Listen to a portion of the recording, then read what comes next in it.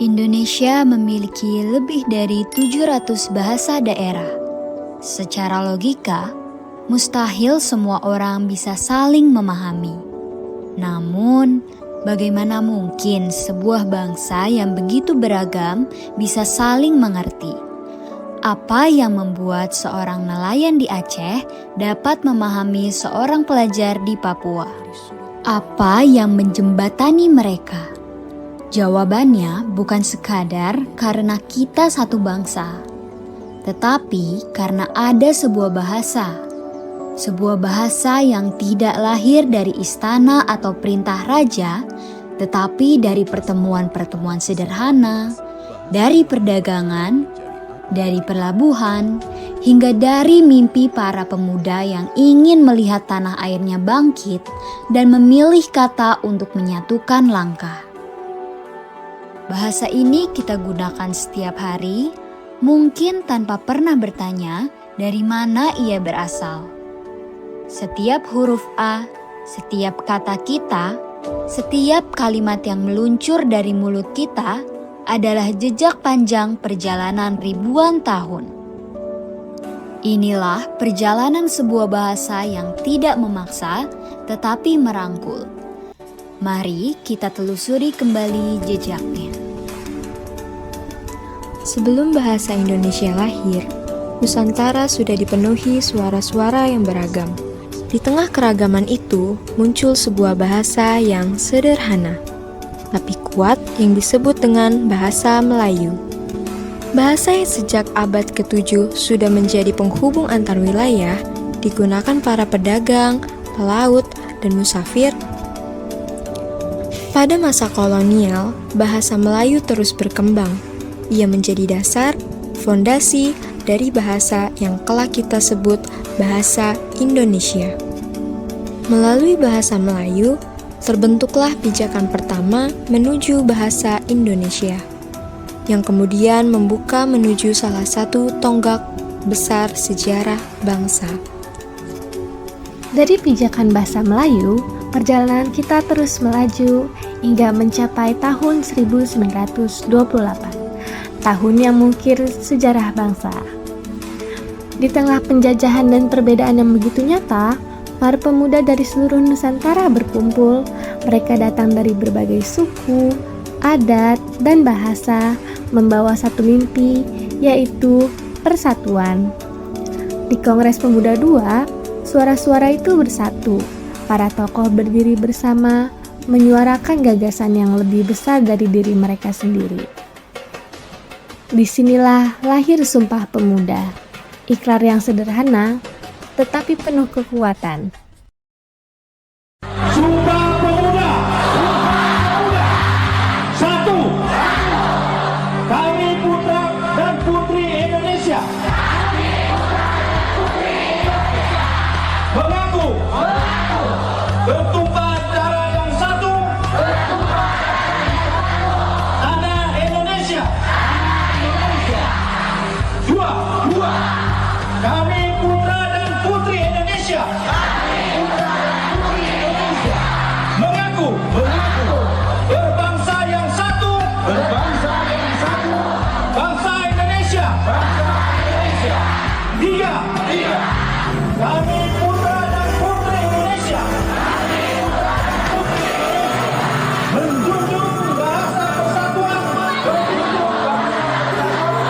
Bahasa Indonesia.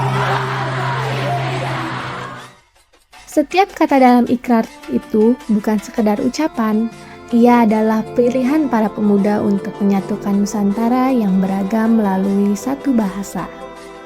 Dan tonggak sejarah ini akan mengantarkan kita pada perjalanan panjang bangsa, dari perjuangan pemuda hingga bahasa yang kini kita gunakan setiap hari. Setelah bahasa Indonesia diakui sebagai bahasa persatuan, perjalanan bahasa ini tidak berhenti. Perkembangan ejaan adalah salah satu jejak panjangnya. Dari ejaan Van Ophuijsen yang menggunakan huruf Latin pertama kali hingga ejaan Swandi setelah kemerdekaan, pada tahun 1972 lahirlah ejaan yang disempurnakan. EYD yang menjadi pedoman resmi selama puluhan tahun. Kini, pedoman umum ejaan bahasa Indonesia menjadi standar baru, memastikan bahasa Indonesia tetap hidup, relevan, dan mampu menghadapi tantangan globalisasi. Dalam kapasitasnya sebagai bahasa nasional, bahasa Indonesia memiliki 4 fungsi pokok. Sebagai lambang kebanggaan nasional yang menegaskan jati diri bangsa, sebagai identitas nasional yang membuat kita merasa menjadi bagian dari satu komunitas besar, sebagai sarana pemersatu berbagai kelompok etnis, menjembatani perbedaan dan menciptakan keselarasan, serta sebagai alat komunikasi antar daerah dan antar budaya yang memungkinkan interaksi lintas wilayah tetap efektif dan harmonis. Selain berperan sebagai pemersatu, bahasa Indonesia memiliki kedudukan resmi sebagai bahasa negara. Sebagaimana dijelaskan pada pasal 36 Undang-Undang Dasar 1945. Bahasa negara ialah bahasa Indonesia. Dalam peran ini, bahasa Indonesia menjadi fondasi utama dalam penyelenggaraan negara. Di dunia pendidikan, bahasa ini menjadi bahasa pengantar di seluruh jenjang. Selain itu, bahasa Indonesia berfungsi sebagai alat penghubung nasional. Dalam dunia ilmu pengetahuan, teknologi, dan publikasi, bahasa Indonesia menjadi media pengembangan kebudayaan dan inovasi menghubungkan tradisi, modernitas, dan pengetahuan global. Seiringnya zaman, bahasa Indonesia menghadapi tantangan baru, yaitu globalisasi, arus teknologi, dan pengaruh bahasa asing yang semakin deras masuk ke kehidupan sehari-hari. Generasi muda menjadi ujung tombak kelangsungan bahasa ini. Bagaimana mereka menggunakan bahasa Indonesia di media sosial, di ruang belajar, dan dalam karya kreatif. Itu akan menentukan sejauh mana bahasa ini tetap hidup, relevan, dan berkembang. Perjalanan bahasa Indonesia adalah perjalanan kita bersama. Bahasa ini telah menjadi jembatan yang menyatukan keberagaman.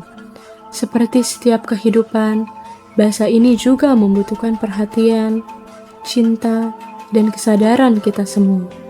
Bagaimana kita berbicara, menulis, dan menggunakan bahasa Indonesia setiap hari akan menentukan masa depan bahasa ini. Mari bersama-sama menjaga, merawat, dan membanggakan bahasa Indonesia. Gunakanlah dengan bijak, kembangkan dengan kreatif, dan wariskan dengan bangga.